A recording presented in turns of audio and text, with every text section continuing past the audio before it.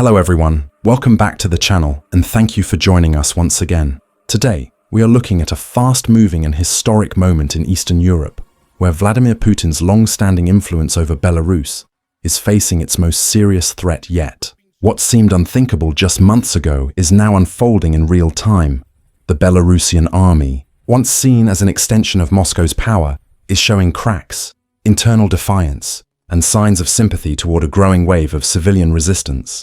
The situation is changing by the hour, and what we are witnessing may go down as a defining moment for the region. Stay tuned as we break down how this crisis began, how it is escalating, and what comes next for Putin, Belarus, and the balance of power in Europe. For decades, Belarus was one of Russia's most loyal allies. Under President Alexander Lukashenko, the country relied on Moscow for financial aid, security support, and political backing. In return, the Kremlin enjoyed a dependable buffer state between itself and NATO territory.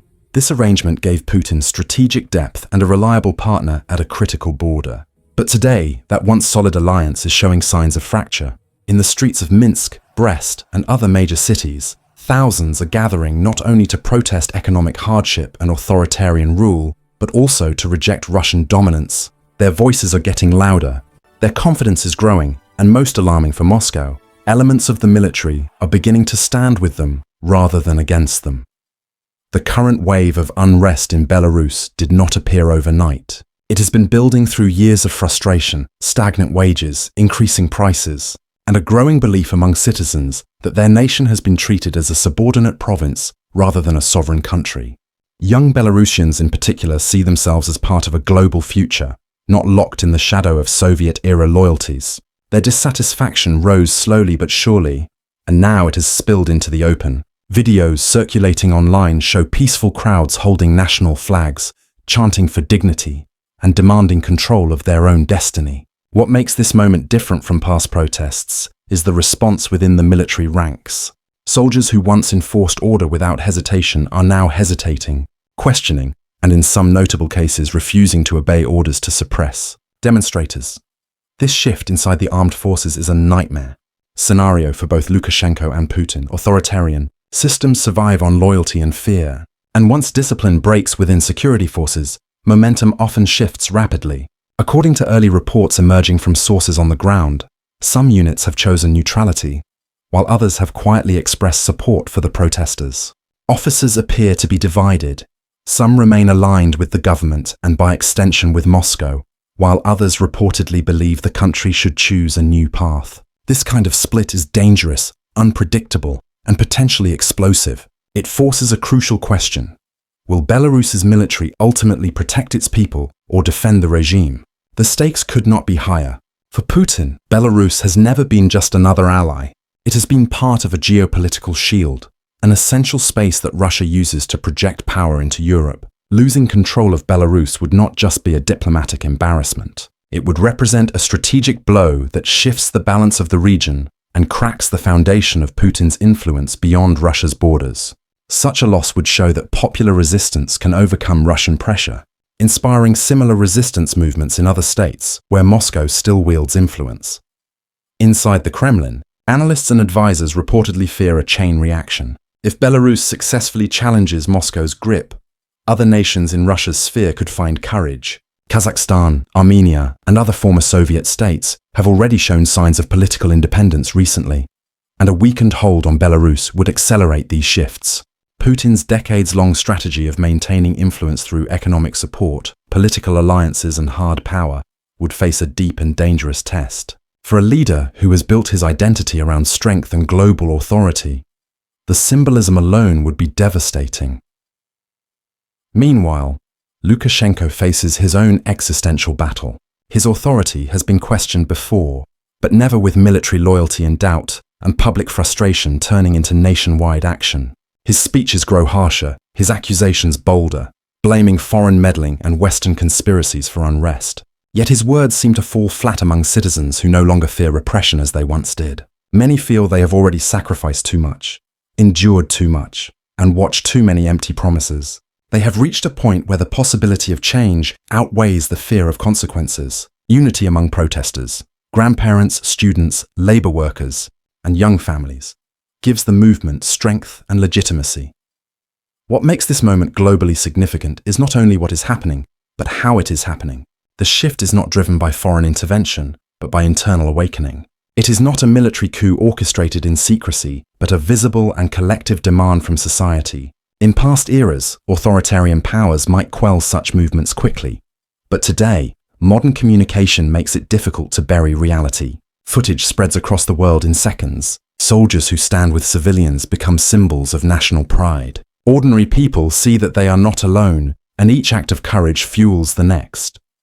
Russia, of course, is watching this with intense concern. The Kremlin reportedly weighs its options, each filled with risk.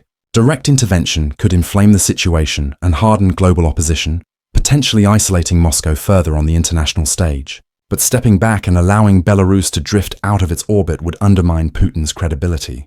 His power rests not only on force, but on the belief that he never loses control of strategic ground. The image of strength matters as much as strength itself. If Belarus chooses a new political direction, that image fractures.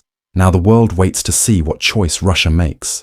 Will Putin attempt a heavy-handed response, or has the geopolitical environment changed too much for such tactics to work?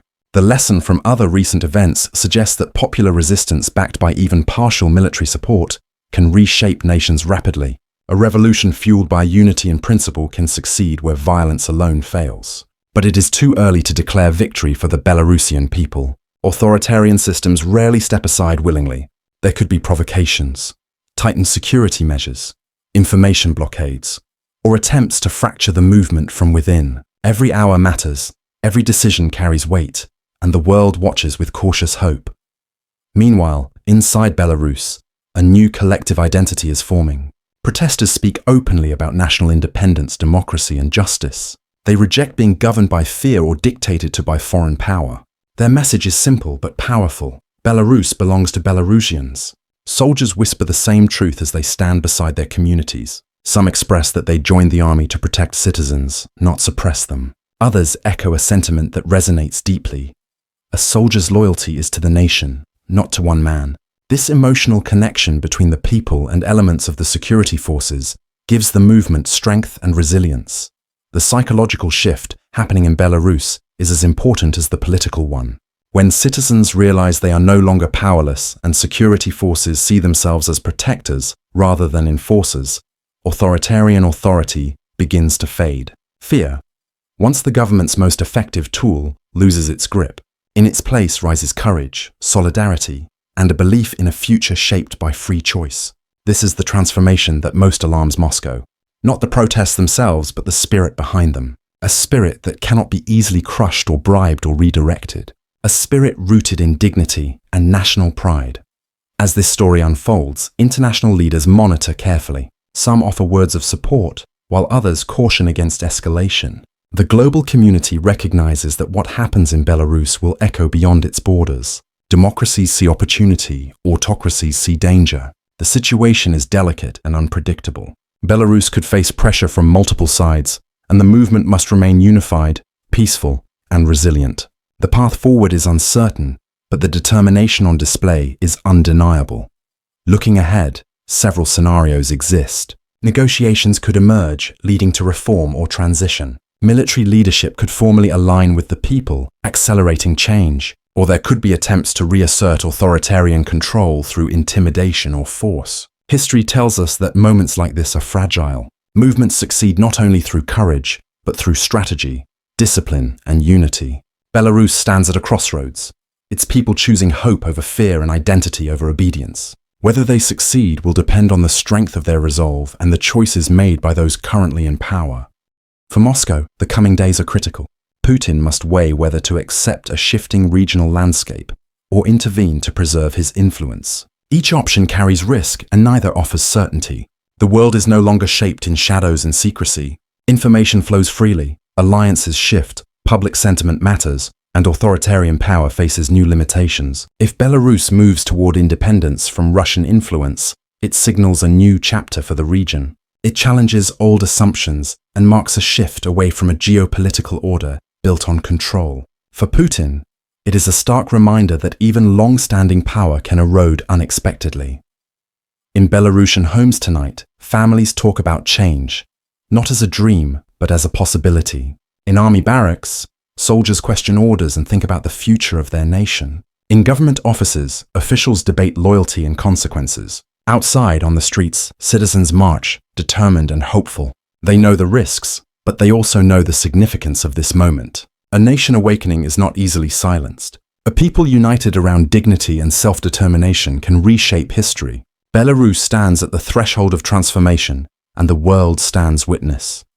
Thank you for watching and staying informed. If you believe this moment could reshape Europe and redefine regional power dynamics, share your thoughts in the comments below. Will Putin intervene directly, or will he be forced to watch Belarus choose its own path? Do you think this movement will succeed in achieving long-desired freedom and sovereignty? We look forward to hearing your insights. Don't forget to like, subscribe, and activate notifications so you never miss an important update. Stay aware, stay engaged, and continue to follow developments as this historic moment unfolds before our eyes. As events continue to unfold, the emotional pulse of Belarus paints a picture unlike anything seen in recent decades. Families divided by politics now stand united by purpose. Communities once hesitant to speak now discuss change openly at markets, in cafes, and over kitchen tables. There is a sense that history is not simply happening to them. They are actively shaping it. Across the nation, a growing conviction spreads. Belarus is reclaiming its voice. The people no longer wish to be treated as subjects in someone else's strategic playbook. They seek respect, autonomy, and a government that answers to them, not to foreign powers. That sentiment carries power, and those in authority feel its weight. Inside military compounds, reports suggest a quiet but visible shift in morale. Soldiers exchanging glances, hushed conversations behind closed doors, and an atmosphere of uncertainty around every order reflect a new reality. Commanders attempt to maintain discipline, insisting on loyalty and adherence to state directives. But morale rooted in patriotism can be stronger than commands rooted in fear. When uniforms stand beside civilians rather than above them, true national identity reveals itself. This moment has become a test, not only of political strength, but of the bond between the military and the people they are sworn to defend. Regional intelligence analysts note that the situation in Belarus shares characteristics with other transformative uprisings, yet it holds its own unique dynamic. Unlike sudden coups or rapid collapses, this movement grows steadily, driven by collective will. Its strength lies not in force, but in unity, dignity, and a shared desire for a future free from external pressure and internal oppression. The momentum is no longer limited to protests in city squares. It has reached workplaces, universities, farms, and transport networks. When society as a whole rises, power can shift more dramatically than any military maneuver ever could. The economic realities facing Belarus also fuel this turning point. Years of dependency on Moscow left the economy vulnerable to Russian decisions and international sanctions. As Russian financial support thins, Belarus finds itself confronting shortages, inflation, and industrial stagnation. For years, citizens endured these difficulties quietly, hoping for stability and improvement. But patience has limits. When people struggle to afford basic necessities, when wages fall and opportunities disappear, political frustration transforms into national determination. Economic pressure, combined with political awakening, becomes a powerful force for change. At the same time, strains appear within Russia itself. Analysts highlight that the Kremlin faces mounting challenges at home: economic strain, geopolitical pressure, and a public increasingly weary of costly foreign ventures. Many Russians question why their resources should prop up autocratic allies while their own needs remain unmet. This internal sentiment complicates Putin's decision-making. The cost of intervention in Belarus, whether political, economic, or military, may be higher now than ever before. Yet the cost of inaction could be equally severe for a leader who values regional dominance as a cornerstone of his legacy. As foreign governments and international observers track developments, they approach the situation cautiously. Some express moral support for the Belarusian people's aspirations, but avoid direct interference to prevent escalation. The world understands that a misstep could trigger tension extending far beyond Belarusian borders. This is not just a national crisis, it is a geopolitical fault line. Any shift here has implications for NATO, the EU, Eastern Europe, and global security structures. But for Belarusian citizens, the matter is deeply personal. It is about dignity, fairness, and the feeling that they deserve the same democratic opportunities enjoyed by many other European nations. The information battleground is also important in this unfolding drama. State media attempts to control narratives, downplay protests, and paint organizers as extremists or foreign agents. Yet social media and independent citizen journalists continue to broadcast reality to the world. Short clips, photos, and real-time updates reveal massive crowds, peaceful gatherings, and military personnel quietly choosing conscience over command. The contrast between official statements and visible truth further strengthens public resolve. When propaganda fails to convince, it loses power. And when people stop believing the narrative fed to them, they begin writing their own. In diplomatic circles, quiet calculations take place. Some nations prepare for the possibility of a democratic transition. Others consider the risk of instability spilling across borders. But one thing is clear: the world recognizes that Belarus stands at a critical juncture. The coming weeks could define the trajectory of the country for generations. Will it move toward independence, reform, and integration with global democratic systems? Or will force attempt to re-establish control and silence the movement? These questions weigh heavily on observers, allies, and adversaries alike. Meanwhile, symbols of change multiply within Belarus. Students join hands with veterans. Religious leaders speak of peace, dignity, and unity. Cultural voices, writers, musicians, and academics lend their influence to the call for freedom. Street art appears, celebrating courage and identity. Formerly quiet neighborhoods now echo with chants demanding justice and sovereignty. It is not chaos. It is organized passion, disciplined and principled. Movements rooted in faith and hope often withstand pressure where others fail. But the situation remains volatile. History teaches that regimes do not relinquish power easily. There may be moments of confrontation ahead. The possibility of provocations, misinformation, or crackdowns cannot be dismissed. Yet every time attempts are made to intimidate the population, they often return stronger, more united, and more determined. The spirit of Belarus today is not one of fear. It is one of awakening, and awakenings rarely reverse themselves quietly. As night falls across the nation and people return home from demonstrations, candles light windows in silent solidarity. Messages of support spread across neighborhoods. Soldiers in barracks think not only of orders but of the faces in the crowd. Mothers, brothers, friends. Each passing day, each small act of defiance, each moment of truth builds a story larger than any single event. It is the story of a nation reclaiming its identity, step by peaceful step. For Russia, the challenge is profound. Putin's strategic map once showed Belarus as a guaranteed ally, a secure frontier, and a partner in power.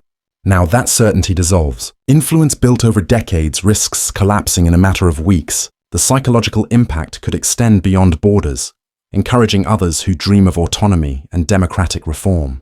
What began as local unrest now stands as a symbol of potential regional transformation. Tonight, Belarus rests, but does not retreat. Its people know the path ahead is difficult, but they walk it willingly. Their strength comes from conviction, not coercion. Their unity is born not from force, but from shared hope. The world watches, admires, and holds its breath as a nation stands at the edge of profound change.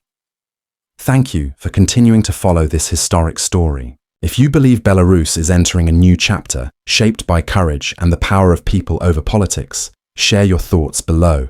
Make sure to like, subscribe, and turn on notifications so you never miss an update during this critical moment. The next chapter is unfolding, and together we will watch history being written in Belarus, one act of courage at a time.